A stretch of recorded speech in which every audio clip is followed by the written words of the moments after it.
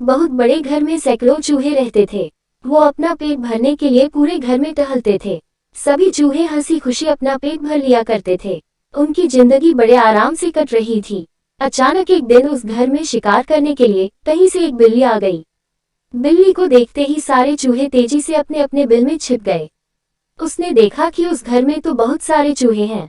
उसने यहीं रहने का मन बना लिया। अब बिल्ली उसी घर में रहने लगी। जब भी उसे भूख लगती तो बिल्ली अंधेरे में जाकर छिप जाती थी। जब चूहे बाहर निकलते तो बिल्ली उन पर झपटा मारकर खा जाती थी। ऐसा रोज होने लगा। धीरे धीरे चूहों की संख्या कम होने लगी थी। अब चूहों में दहशत फैल गई थी। इस समस्या का हल निकालने के लिए चूहों ने एक सभा बुलाई। सभा में सभी चूहे मौजूद थे। सभी ने कई सुझाव दिए ताकि बिल्ली के आतंक को रोका जा सके और उसका शिकार बनने से चूहे बचे रहें। किसी का सुझाव ऐसा नहीं था जिससे बिल्ली का आतंक रोका जा सके। सभी चूहे बैठे ही थे कि अचानक से एक बूढ़े चूहे ने सुझाव दिया। उसने कहा कि हम बिल्ली से बच सकते हैं, लेकिन उसके लिए एक घंटी और धागे की जरूरत पड़ेगी। बूढ़े चूहे ने कहा कि हम बिल्ली के गले में घंटी बांध देंगे और जब वह आएगी तो घंटी बजने से हमें खतरे के बारे में पता चल जाएगा। खतरा जानने के बाद हम लोग भागकर अपनी बिल में छिप जाएंगे।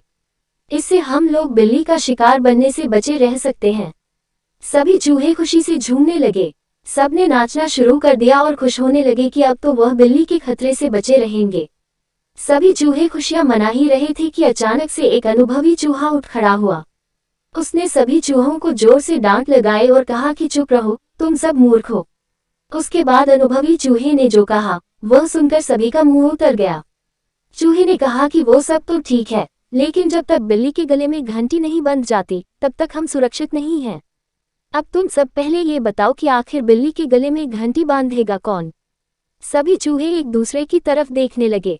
सभा में सन्नाटा छा गया था। सभी चूहे निराश हो गए। इसी बीच बिल्ली के आने की आहट पाते ही सभी चूहे भागकर अपने अपने बिल में जाकर छिप गए। कहानी से सीख। इस कहानी से हमें ये सीख मिलती है कि सिर्फ योजना बना लेने भर से ही आप कामयाब नहीं हो जाते। उस योजना को लागू करने के बारे में भी सोचना चाहिए। उससे पहले जश्न मनाना बेकार है।